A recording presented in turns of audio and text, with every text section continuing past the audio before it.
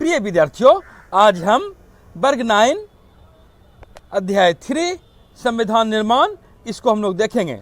पिछले चैप्टर में हम लोगों ने लोकतंत्र के बारे में पढ़ा था और जाने थे कि लोगों को लोकतंत्र में बहुत से अधिकार रहते हैं, बुनियादी रूप से अधिकार मिले होते हैं और वे शासक का चयन करते हैं। और सबसे बड़ी बात कि शासक जिस प्रतिनिधि का हम लोग चयन करते हैं वो मनमानी नहीं कर सकते हैं, और वो मनमानी नहीं कर सकते हैं तो वो किसी न किसी रूप में वो भी संचालित होते हैं। उस पर किसका नियंत्रण रहता है?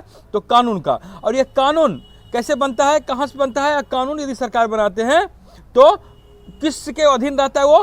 तो संविधान द्वारा नियंत्रित होता है। संविधान में जैसी व्यवस्था की गई होती है सरकार उसी रीति नीति का पालन करती है, और उस बुनियादी नियम का, कानून का हम जनता को भी पालन करना पड़ता है। जनता और शासक दोनों जिस नियम को मानते हैं वह संविधान में लिखी हुई होती है। आम नागरिकों को कितने अधिकार मिले हुए हैं, सरकार को कितने अधिकार मिले हुए हैं, सरकार के काम काज करने की रीति नीति क्या होगी, इन सब बातों का जिक्र संविधान के द्वारा हमें प्राप्त होता है। हम लोग यहाँ पर जानने की कोशिश करेंगे कि संविधान की जरूरत क्यों पड़ती है, संविधान का निर्माण कैसे होता है, संविधान को कौन बनाते हैं, संविधान का निर्माण किस तरीके से होता है, और क्या इसके पीछे कुछ मूल्य भी होते हैं, क्या मूल्य होते हैं, और क्या संविधान समय के साथ परिवर्तित भी किए जा सकते हैं, उसमें बदलाव लाया जा सकता है क्या? यहाँ पर दक्षिण अफ्रीका के संविधान का उदाहरण दिया गया है कि किस तरह वहाँ संविधान की आवश्यकता महसूस की गई और नया संविधान का वहाँ निर्माण हुआ, किस परिप्रेक्ष्य में हुआ, वहाँ की स्थिति कैसी हो गई थी कि लोगों ने नए संविधान की मांग की और नया संविधान का रचना हुआ, लोगों को अधिकार मिले। यहाँ पर हम देखते हैं दक्षिण अफ्रीका का लोकतांत्रिक संविधान। तो आपने नेल्सन मंडेला का नाम सुना होगा। जिस तरह की अपने देश में जितना सम्मान के साथ महात्मा गांधी को देखा जाता है उतना ही सम्मान के साथ दक्षिण अफ्रीका में नेल्सन मंडेला को देखा जाता है। उनका जन्म 18 जुलाई 1918 को हुआ था और मृत्यु 5 दिसंबर 2013 को हुई थी। और अफ्रीका में उनको बहुत ही सम्मान दिया जाता है, राष्ट्रपिता का दर्जा दिया गया है। नेल्सन मंडेला के कुछ शब्द जो उन्होंने कहा था उसको हम लोग यहाँ पर देख लेते हैं। उन्होंने कहा था कि मैंने गोरों के खिलाफ संघर्ष किया है और ओस्ट्रेट के भी प्रभुत्व का भी विरोध किया, और हम एक लोकतांत्रिक और स्वतंत्र समाज का निर्माण करना चाहते हैं जिसमें कि सभी लोग, समाज के समस्त लोग मिलजुल कर रहे, सभी लोगों को समान रूप से आदर्श प्रस्तुत करने का अवसर मिले। और अगर इस तरह की आदर्श नहीं होती है और हमें जान भी देनी पड़ती है तो मैं इसके लिए तैयार हूँ। मैं एक स्वतंत्र और समता मूलक समान रीति नीति वाला संविधान इस देश के लिए चाहता हूँ। नेल्सन मंडेला ने यह बात कही थी। और दक्षिण अफ्रीका की गोरी सरकार, वहाँ जो सरकार होते थे ना, गोरे होते थे। गोरे मतलब अंग्रेज। जिस तरह की हमारा भारत गुलाम था अंग्रेजों का, उसी तरह दक्षिण अफ्रीका भी अंग्रेजों का गुलाम था। और दक्षिण अफ्रीका की गोरी सरकार ने देशद्रोह का मुकदमा नेल्सन मंडेला पर चलाया था और उन्हें 28 वर्ष के लिए जेल में डाल दिया गया था। जो क्रूरतम सजा होती है वह भयावह सजा उनको दिया था। दक्षिण अफ्रीका में एक रोबन द्वीप, वहां उनको प्रताड़ित करके रख दिया गया था 28 वर्ष तक। उन पर देशद्रोह का मुकदमा इसलिए चलाया गया था कि उन्होंने 1964 में रंग भेद की नीति के खिलाफ आंदोलन किया था, उसका नेतृत्व किया था। देशद्रोह क्या होता है? सरकार को लगता है कि यह राष्ट्र के विरोध में काम कर रहा है, वही होता है देशद्रोह, और सरकार इसके लिए कठोरतम से कठोरतम सजा दे देती है। रंग भेद का अर्थ क्या हुआ? रंग भेद मतलब रंग के आधार पर भेद करना। गोरे हैं तो गोरे के लिए अलग, काले हैं तो काले के लिए अलग। तो रंग के आधार पर भेदभाव करने वाली नीति ही रंग भेद कहलाती है। और दक्षिण अफ्रीका में रंग भेद नीति दुनिया में सर्वाधिक खराब शासन व्यवस्था के रूप में इतिहास में जानी जाती है। यहाँ पर एक बोर्ड आप देख सकते हैं। किस तरह इस बोर्ड में लिखा है नेटिव इंडियंस एंड कलर्स, मतलब कि हिंदुस्तानी और रंगीन चमड़े वाले। यदि इस इलाके में आप आते हैं, रात में भी आते हैं, तो आप लापता घोषित कर दिए जाएंगे। आपको यहाँ के सुरक्षा गार्ड गोली मार देंगे और आपके शरीर को, आपके जानों को जो फेंक दिया जाएगा उसे जंगली कुत्ते नोच कर खाएंगे। इस इलाके में आपका प्रवेश वर्जित है। यह एक चेतावनी के रूप में था कि काले लोग जो गोरे नहीं है वे वहाँ प्रवेश नहीं कर सकते उस इलाके में, उस मोहल्ले में। और दक्षिण अफ्रीका में 1948 से 1989 तक जब तक कि देश स्वतंत्र नहीं हो गया, वहाँ रंग भेद की नीति ज़्यादा चलती रही। इस आधुनिक समय में जो कि लोगों को लगता था ये क्या हो रहा है, इतना समझ लिए कि जिस प्रकार अंग्रेज लोग भारत आए थे व्यापार करने और यहाँ शासन करने लगे, शासक बन बैठे, उसी तरह दक्षिण अफ्रीका भी एक गोरे लोग गए थे व्यापार करने और हथियार के बल पर जोर जबरदस्ती वहाँ के लोगों को गुलाम बना लिया, उसी तरह जिस तरह की भारत के लोगों को गुलाम बनाया था।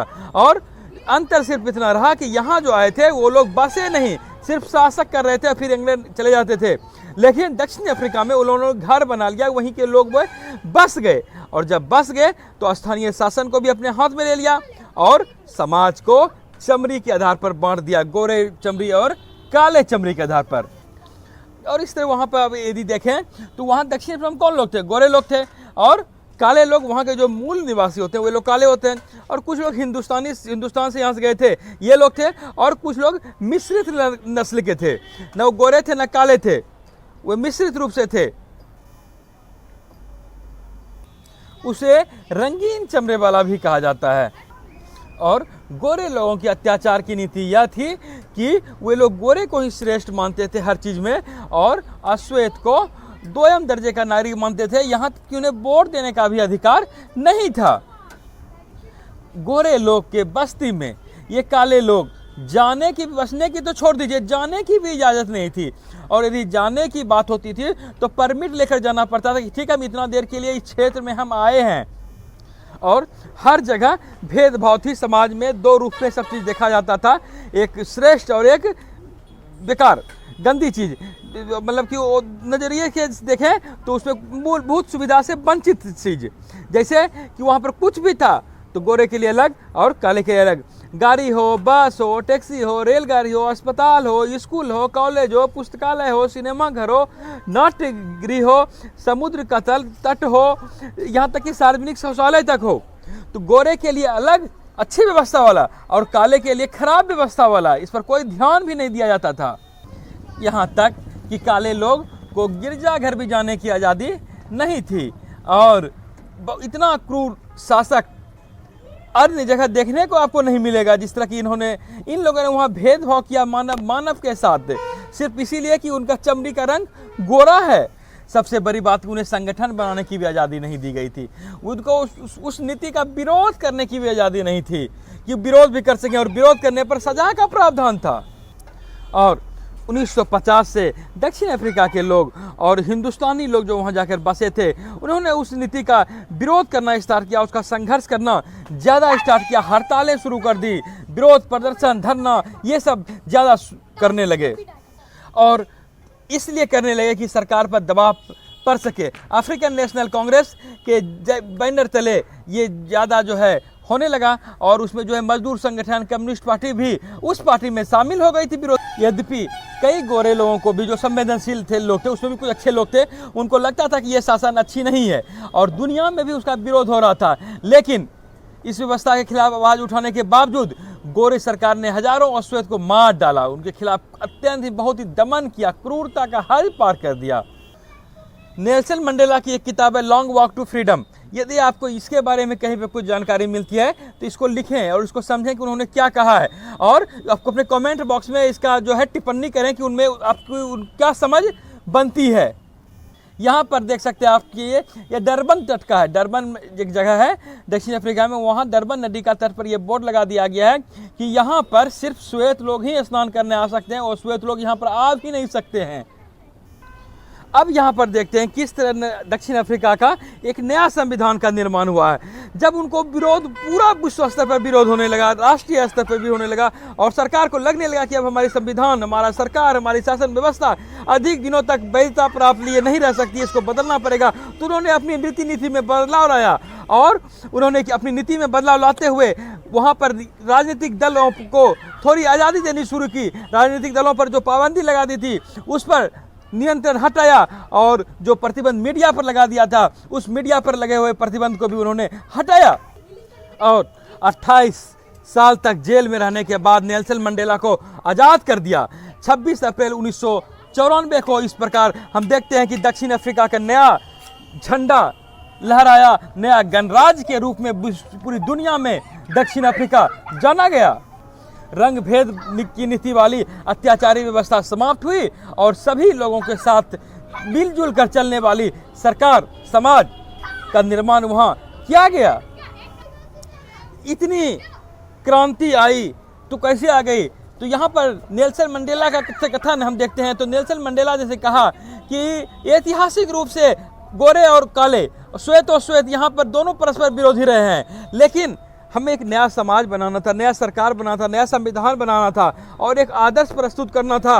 इसके लिए हम दोनों को एक दूसरे की भलमनसाहत पर भरोसा था कि कोई गलत नहीं करेंगे और दोनों अच्छाई करेंगे। और हमने अच्छाई पर विश्वास किया और हमने लोकतंत्र की स्थापना के लिए जो अच्छी बातें होनी चाहिए, हमने उस बात को ग्रहण किया, उसे अपनाया और नया संविधान का निर्माण किया। और जो अश्वेत को वोट देने तक की आज़ादी नहीं थी, वे अब शासक भी बनने लगे, सत्ता में आने की उन्हें इजाज़त मिली। तो वहाँ पर अश्वेत लोगों के जो नेता थे, अश्वेत नेता, उन्होंने कहा कि गोरे लोगों के पूर्वजों ने तो बहुत क्रूरता किया है, तो हमें अब उसकी नीति को दोहराना नहीं है।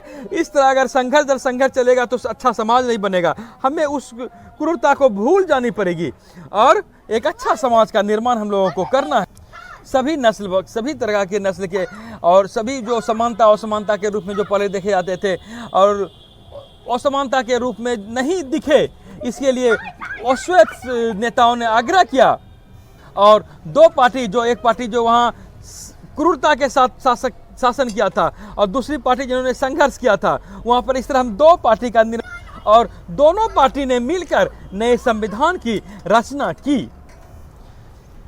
संविधान अगर किसे कहते हैं, इसे आपको कहा जाए तो आपने देखा कि एक नियमों का संग्रह, एक लिखित संग्रह जिसका कि पालन सब कोई करते हैं, वो सर्वोच्च कानून के रूप में होता है। सरकार का निर्माण कैसे होगा, लोग को क्या अधिकार मिले होंगे, इन सब बातों का जिक्र संविधान जैसी ग्रंथ में हमें देखने को मिलती है। और लंबे विचार विमर्श के बाद 2 साल के बाद दक्षिण अफ्रीका में नया संविधान बना। आम लोगों को बहुत सारे अधिकार दिए गए, लोगों को इतने अधिकार दिए गए कि अन्य किसी भी संविधान में आज तक नहीं प्राप्त हुआ था। और बहुत ही सुंदर वातावरण में संविधान का निर्माण हुआ। और यह भी संविधान में प्रावधान किया गया कि किसी तरह की यदि मुश्किल आ जाती है तो किसी के साथ भेदभाव की ऐसी बातें नहीं की जाएगी।